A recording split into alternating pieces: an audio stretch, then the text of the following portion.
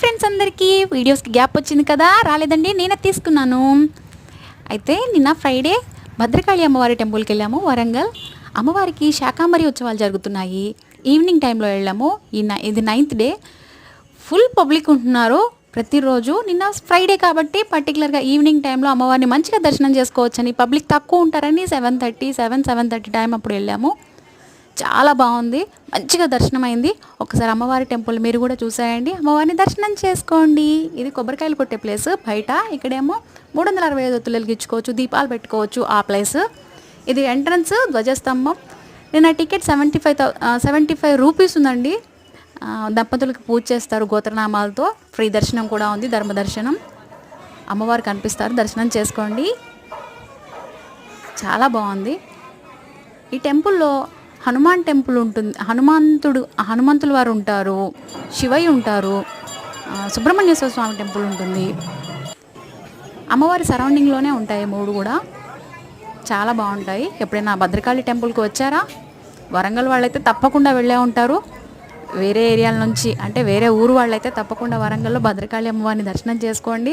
Warangal famous కదా తెలంగాణలో, చాలా ప్లేసెస్ ఉన్నాయి చూడ్డానికి.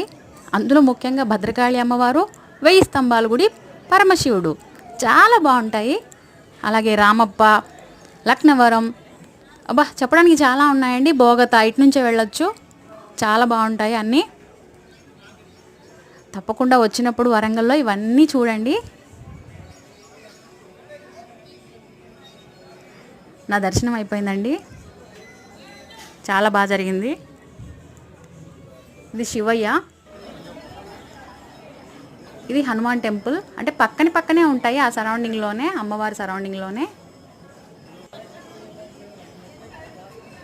బయట అమ్మవారి పెద్ద విగ్రహం ఉంటుందండి టెంపుల్లోంచి బయటికి రాగానే. ఎంత బాగుంటారో చూడండి.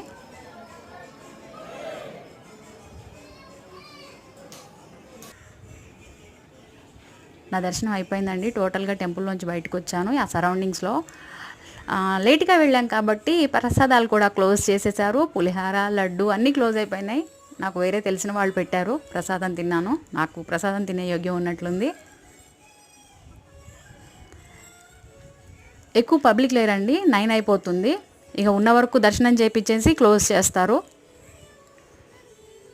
ఇది అద్దాల గదండి, అందులో టెంపుల్లో స్వామివారు, అమ్మవారు ఉంటారు.